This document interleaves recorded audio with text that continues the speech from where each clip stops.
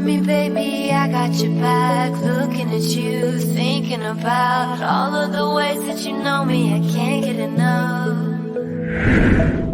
We got the future, burning the past, good and the bad, making it last. Mahasiswa, kita lanjutkan pada sub materi B, yaitu kesiapsiagaan. Selanjutnya kawan-kawan, kita masuki ke subtema, sub pembahasan tentang kesiapsiagaan. Marilah kita mungkin dapat melihat tampilan ini sebagai pembuka dari pembelajaran kita.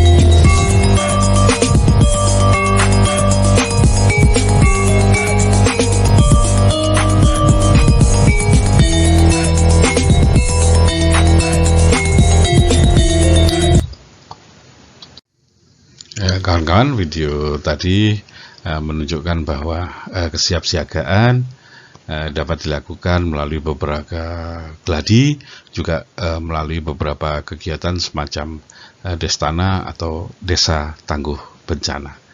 Oke, selanjutnya kesiapsiagaan itu terjadi dapat dilakukan apabila terdapat potensi bencana. Kemudian kesiapsiagaan merupakan kunci dari keselamatan masyarakat atau komunitas. Kemudian pengetahuan bencana ini sangat mempengaruhi dari kesiapsiagaan masyarakat atau komunitas tersebut.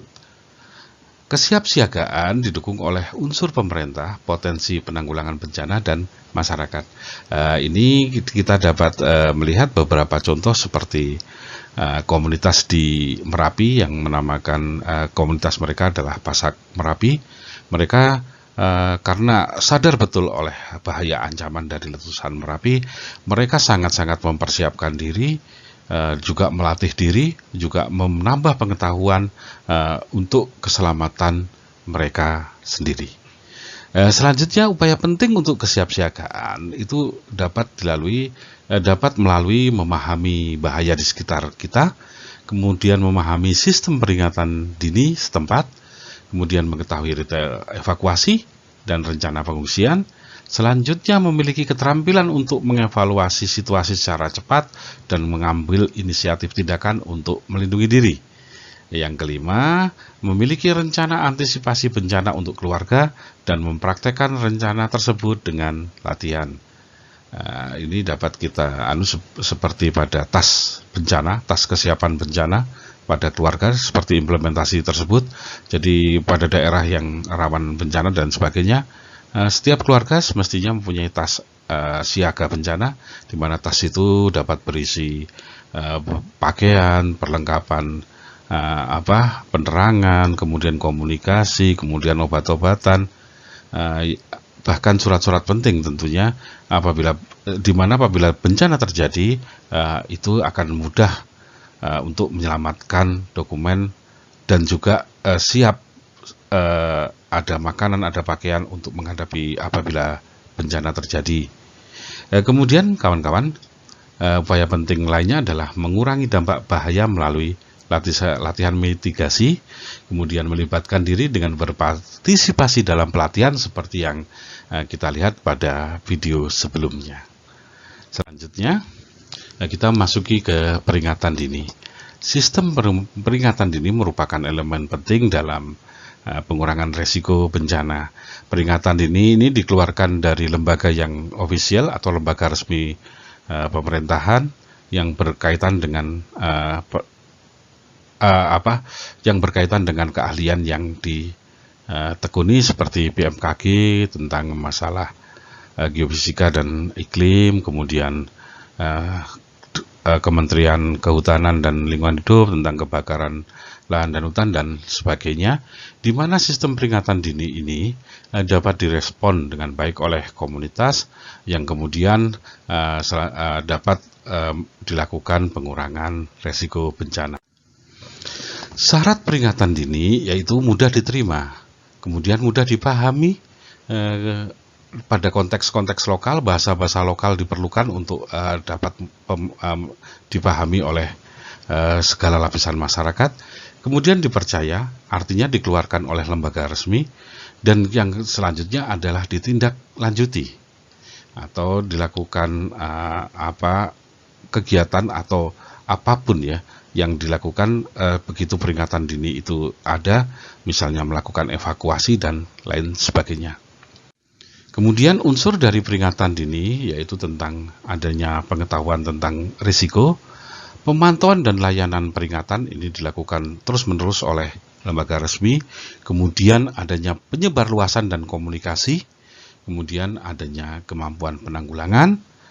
Berikutnya, skema peringatan dini nasional itu dikeluarkan oleh lembaga yang ofisial, lembaga resmi, kemudian melalui BNPB atau langsung kepada BPBD pada daerah yang terdampak secara langsung.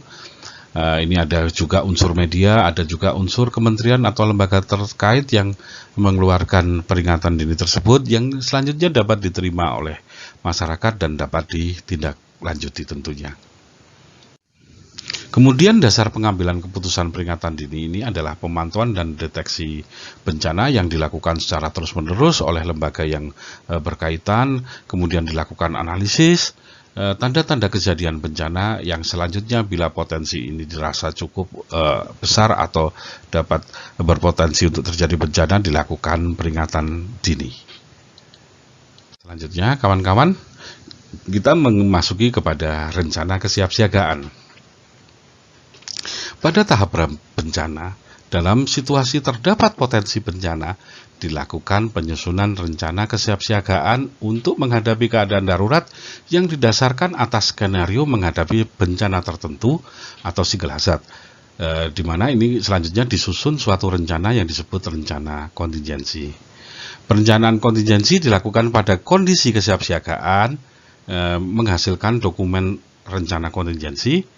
Kemudian rencana ini apabila terjadi bencana, selanjutnya dapat dirubah menjadi rencana operasi tanggap darurat.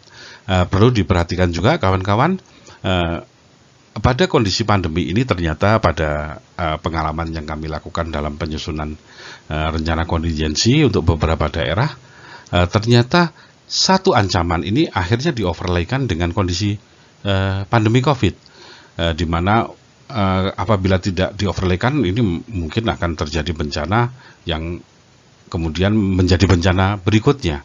Untuk mengurangi hal ini maka dilakukan rencana kontingensi atas dasar satu bencana yang di-overlay dengan bencana dari pandemi, sehingga keselamatan masyarakat, keselamatan komunitas sangat menjadi prioritas. Selanjutnya kawan-kawan, kita memasuki definisi Rencon. Kontingensi adalah suatu kondisi yang bisa terjadi tetapi belum tentu benar-benar terjadi. Oleh karena ada unsur ketidakpastian ini, maka diperlukan suatu perencanaan untuk mengurangi akibat yang mungkin terjadi. Rencon merupakan proses perencanaan ke depan dalam keadaan tidak menentu, di mana skenario dan tujuan disetujui, tindakan manajerial dan teknis ditentukan, dan sistem untuk menanggapi kejadian disusun agar dapat mencegah atau mengatasi secara lebih baik keadaan atau situasi darurat yang dihadapi. Kita mungkin dapat menganalogkan, seandainya kita mau bepergian, tidak mungkin kita langsung pergi begitu saja, tetapi kita akan, misalnya kita mau ke Jakarta, kita mau naik apa, uang kita cukup apa enggak. Demikian juga Rencon. Nanti di Jakarta kita akan berapa hari, uang kita, bekal kita cukup apa enggak. Demikian juga dengan Rencon. Seperti itu analog mungkin yang lebih mudah kawan-kawan. Jadi kita mempunyai persiapan dalam menghadapi sesuatu yang belum tentu.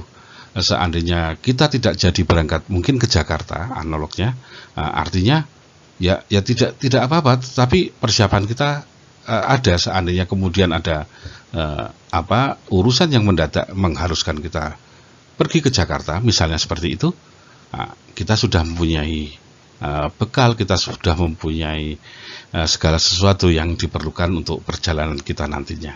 Analog yang mudah mungkin seperti itu, kawan-kawan. Selanjutnya, kesimpulan dari pertemuan kita kali ini adalah selain dari faktor geografis, ada 5 faktor lain yang menyebabkan bencana yang semestinya menjadi dasar pencegahan dan mitigasi, sehingga dampak dari suatu bencana dapat diminimalisir. Pemahaman lingkungan sekitar dan pengenalan potensi atau sejarah bencana, serta kearifan lokal suatu masyarakat atau komunitas penting sebagai dasar kesiapsiagaan.